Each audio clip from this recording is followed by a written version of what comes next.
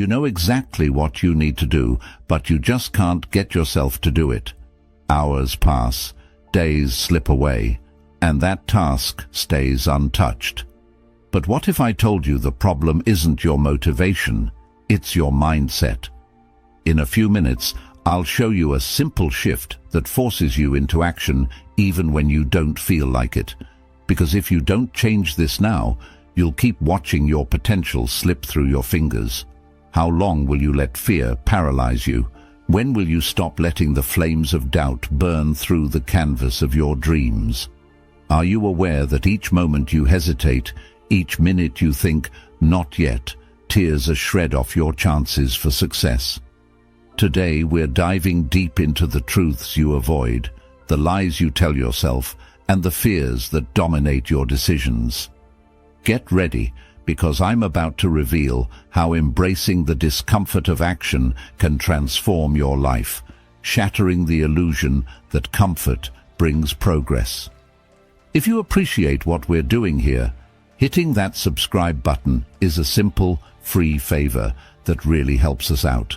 Let's get started and unlock the secrets to taking control of your time and actions. Understanding procrastination. Ever find yourself caught in the trap of procrastination? You're not alone. Often we view it as a mere annoyance, a barrier that prevents us from achieving our goals.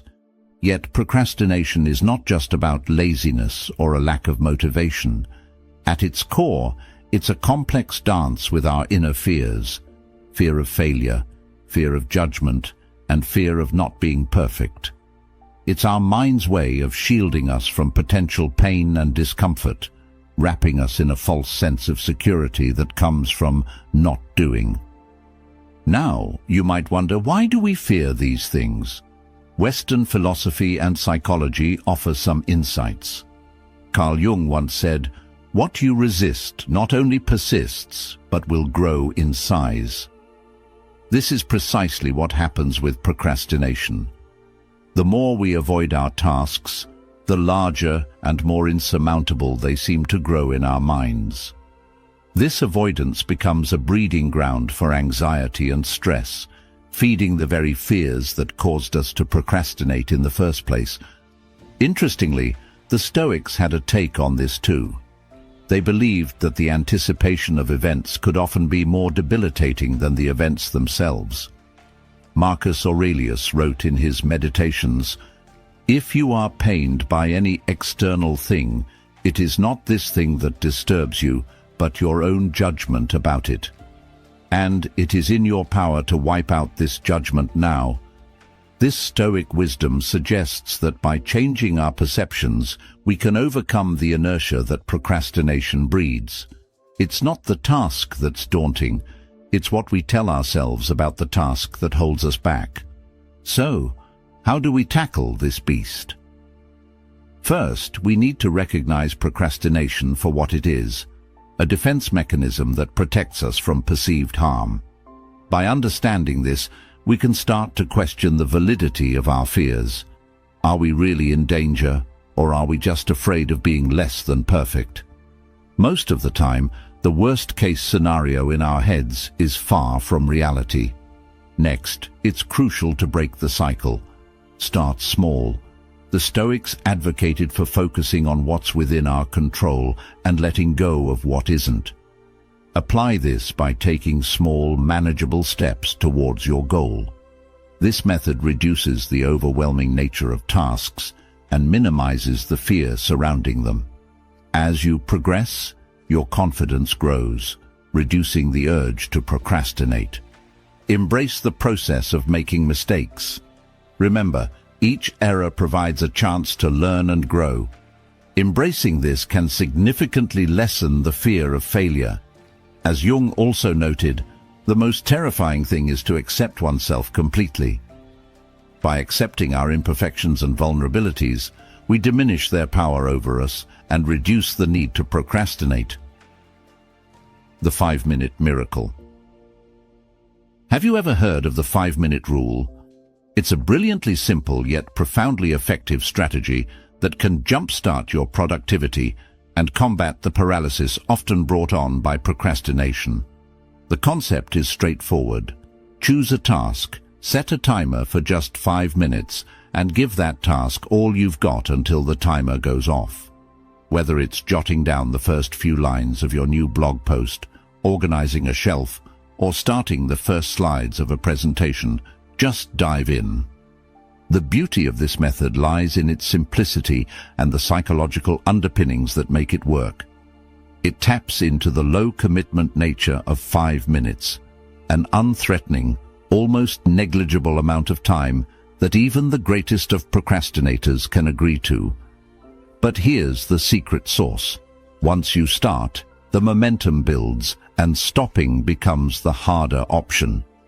This is partially explained by what psychologists call the Zeigarnik effect, where people remember uncompleted or interrupted tasks better than completed tasks. In essence, once you begin a task, your brain remains engaged and is naturally inclined to see it through to completion. Now, why does something as simple as the 5-minute rule work so effectively?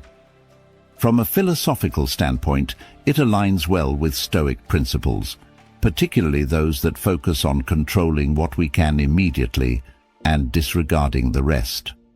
Marcus Aurelius emphasized the importance of concentrating your efforts on the present moment and doing what lies in front of you with precise and genuine effort.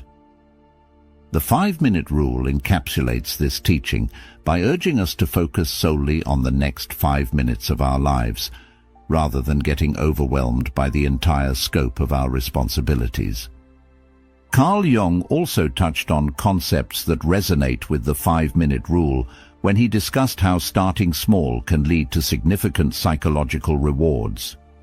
He believed that the least of things with a meaning is worth more in life than the greatest of things without it. Applying this to our 5-minute task, even a small amount of meaningful, focused effort can add significant value to our day and to our psyche, far more than spending hours aimlessly or in avoidance. Moreover, this method alleviates the pressure of perfectionism, a major stumbling block for many.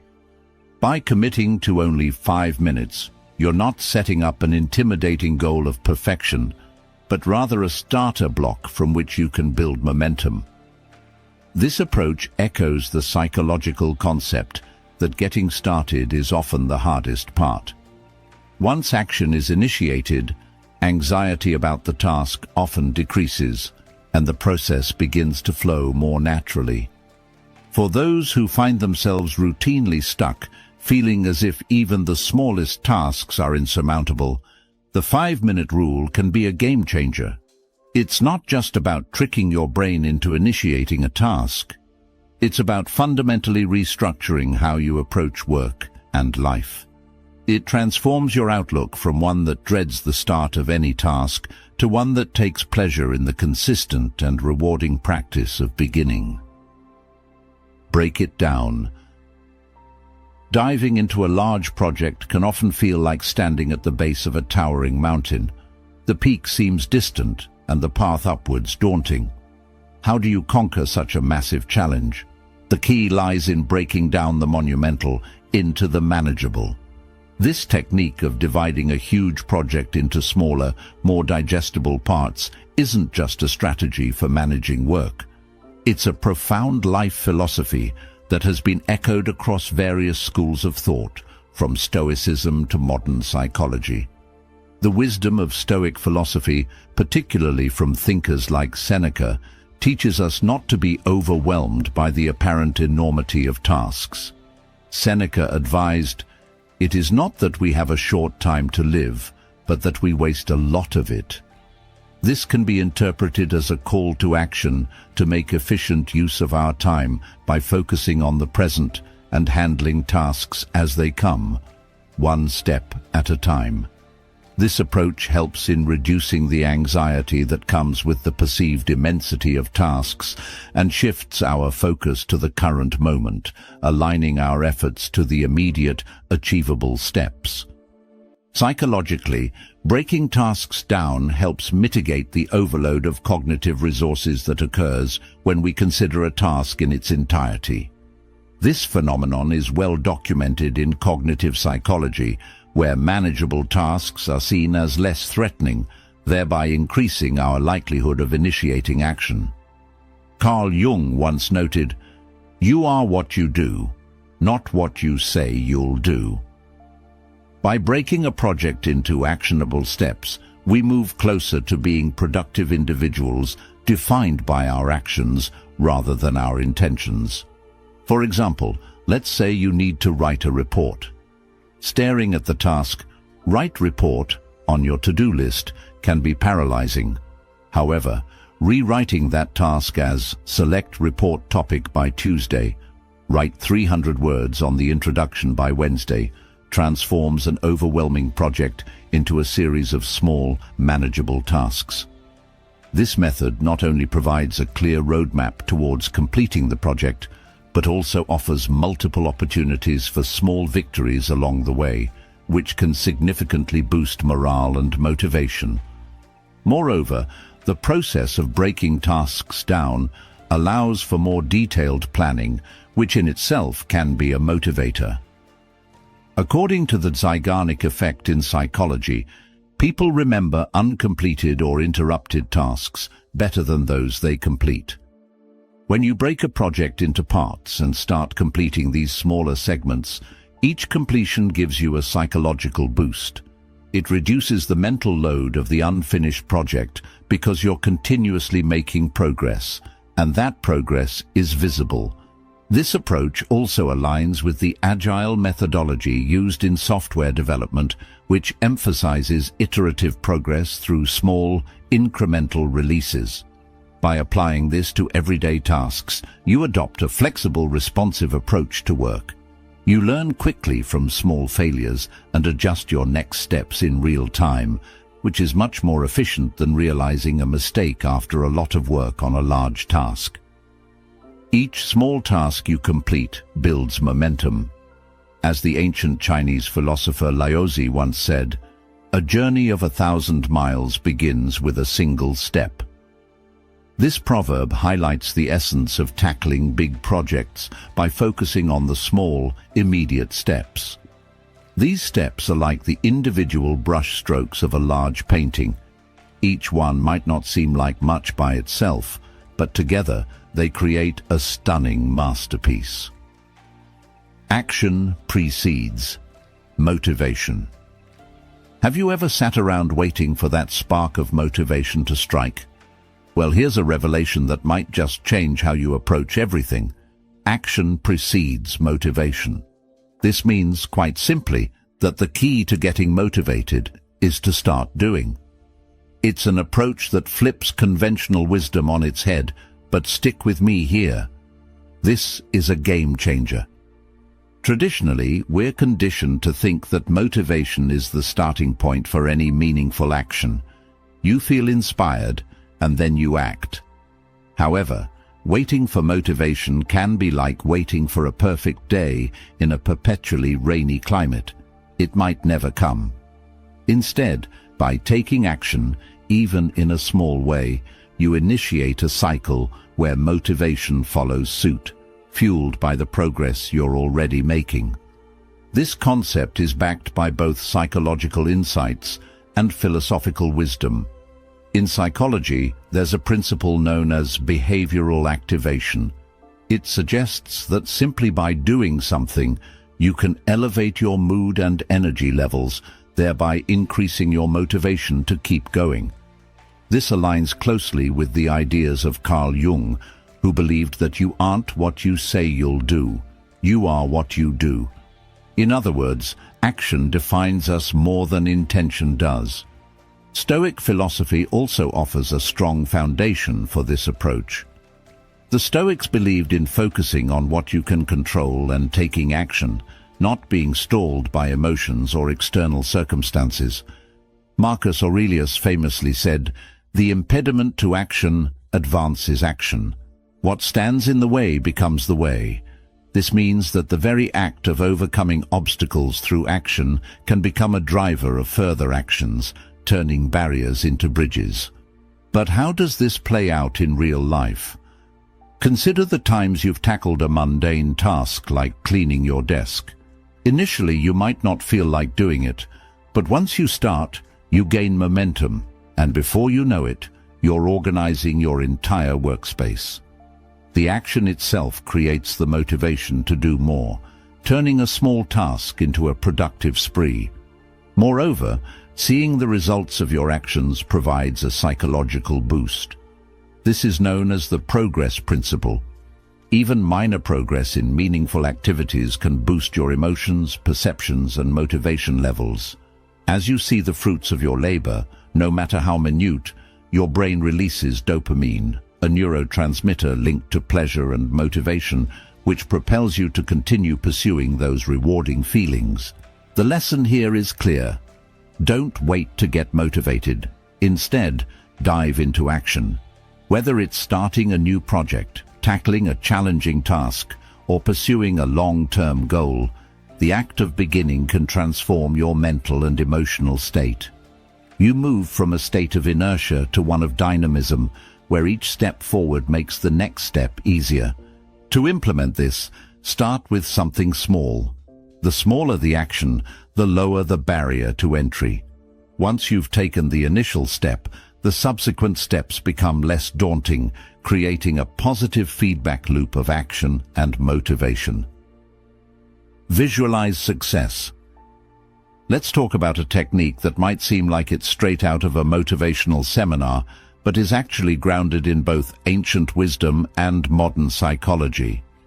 Visualization. This isn't about wishful thinking or simply hoping for the best. Visualization is a proactive strategy that involves vividly imagining yourself achieving your goals. It's about creating such a compelling vision of success that your motivation to make it a reality skyrockets. Why does this method work? Well, when you visualize achieving something, you're doing more than just fantasizing. You're engaging the same neural pathways in your brain as if you were actually performing the action. Athletes often use this technique to enhance their physical performance. They visualize themselves executing a perfect pitch or sprinting through the finish line. This mental rehearsal prepares their minds and bodies for the actual event, enhancing their confidence and improving their physical performance.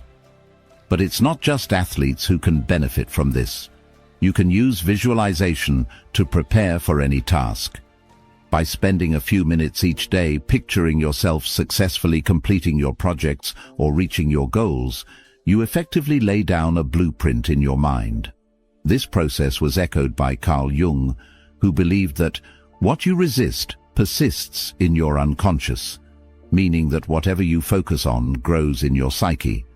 By focusing on positive outcomes, you encourage your mind to consider these as not just possible, but probable. The Stoics also practiced a form of visualization known as premeditatio malorum, which involves visualizing potential obstacles and preparing oneself to face them. While this might sound a bit pessimistic compared to visualizing success, the core idea is similar. Mentally rehearse what you might face so that you can manage it effectively when you do.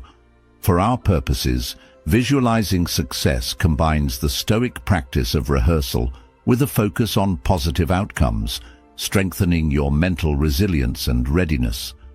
Visualizing success also taps into the law of attraction, which suggests that we can attract into our lives whatever we are focusing on. By vividly imagining your success, you align your energy and actions with what you aim to achieve. This isn't magic. It's about setting your intent and mood to make choices that lead you toward your envisioned future. For instance, imagine you've just nailed an important presentation. Visualize the applause, the proud feeling, the satisfied nod from your peers or superiors. How does it feel? What are you wearing? What sounds are in the room? The more detailed your visualization, the more real it feels. and the more your brain becomes inclined to act in ways that align with this success. Furthermore, this mental practice helps you overcome fears and anxieties about potential failure. It's a cognitive shift from, "What if I fail?" to "What will it be like when I succeed?" This shift is powerful. It moves you from a state of avoidance to one of anticipation and engagement. By regularly visualizing positive outcomes, you build a natural inclination toward behaviors that support achieving those outcomes. Incorporate visualization into your daily routine. Just a few minutes each day can dramatically influence your perception and attitude. Make your visualizations as vivid and detailed as possible. Think about the sensations, the environment, even the emotions you expect to feel. This not only boosts your confidence, but also makes the success you're working towards feel more tangible and achievable. The power of now. Have you ever noticed how often we say, "I'll do it tomorrow"? It seems like tomorrow is the ultimate catch-all for our hopes, plans, and especially our procrastination. Yet what if we shifted that mindset? What if we embraced the power of now, transforming this very moment into the cornerstone of progress and achievement? Tomorrow is indeed the busiest day of the week, but ironically, it never actually arrives. As we postpone and procrastinate, tomorrow turns into a mythical time where all motivation and productivity are supposed to magically converge. But here's the reality. The perfect moment you're waiting for doesn't exist. The best time to start is now. This notion aligns closely with the teachings of Stoic philosophy, which emphasizes living in the present and not allowing the past or future to encroach on your mental peace. As Marcus Aurelius put it, confine yourself to the present. This powerful advice reminds us that we only truly possess the present moment. Thus, it's here that we must act. The psychology behind immediate action is compelling. When you take even a small step towards your goals right now, you create momentum. Behavioral scientists have found that initiating a task, even in the smallest way, can significantly reduce anxiety about starting and increase your likelihood of continuing. This is partly due to a psychological phenomenon known as the Zeigarnik effect, where individuals remember uncompleted tasks better than completed ones. Your brain essentially keeps a mental note of unfinished tasks, prompting you to resume work to achieve closure. By starting now, you tap into this natural mental inclination to see tasks through to completion. Furthermore, Carl Jung's insights into human behavior highlight the importance of action over inertia. He suggested that you are what you do, not what you say you will do. This perspective underlines the value of actions in defining who we are, rather than our plans or promises. Each action you take shapes your identity more than any number of intentions. So, how can you harness the power of now? Start by asking yourself, what is one thing I can do immediately to advance towards my goals? It doesn't need to be a giant leap. Small, consistent actions are the building blocks of significant achievements. Whether it's drafting an email, sketching an outline, or simply organizing your workspace, each small action accumulates and builds into larger progress. Moreover, acting now helps break the cycle of procrastination and perfectionism. Waiting for the perfect conditions is a common trap. Perfection is an illusion that delays action. Instead, embrace the imperfect start. There's wisdom in the saying, "Done is better than perfect." The act of doing, regardless of the outcome, moves you closer to your goals than perfect planning ever could. In embracing the present moment as your point of power, you align with another philosophical gem from the Stoics, encapsulated in the teachings of Epictetus, who believed that we should focus only on what is within our power. This approach simplifies decision-making and boosts confidence, as it places the onus on us to act where we can actually make an impact here and now. Reward yourself. Imagine this. You've just powered through a lengthy report or finally tidied up your workspace. What's next? Here's where the sweet part of productivity kicks in: rewarding yourself. Yes, it's not just about getting through your to-do list. It's about making that journey enjoyable and sustainable by integrating rewards into your routine. After all, who doesn't love a good treat for their hard work? Incorporating rewards into your workflow is more than just a nice break from routine. It's a vital component of a healthy work ethic that acknowledges your effort and reinforces your future motivation. This concept isn't just about giving yourself a pat on the back. It taps into the psychology of behavior reinforcement, where rewards strengthen the actions that precede them. This aligns closely with the behavioral principles of conditioning, the same principles that B.F. Skinner explored to understand how consequences affect our actions. But let's dive a bit deeper, drawing from the wisdom of the ancients to the moderns. Stoicism, for instance, might not directly advocate for indulging in rewards, but it does emphasize the importance of appreciating and making the most out of each moment. Marcus Aurelius, in his personal writings, urged the importance of tasks done well and the satisfaction that comes from acting according to one's principles. In a modern sense, rewarding yourself can be seen as celebrating the virtue of discipline. You set a goal, you achieve it, and you acknowledge the effort it took. Rewarding yourself effectively also means choosing rewards that are appropriate and motivational. Say you've completed a challenging part of a project.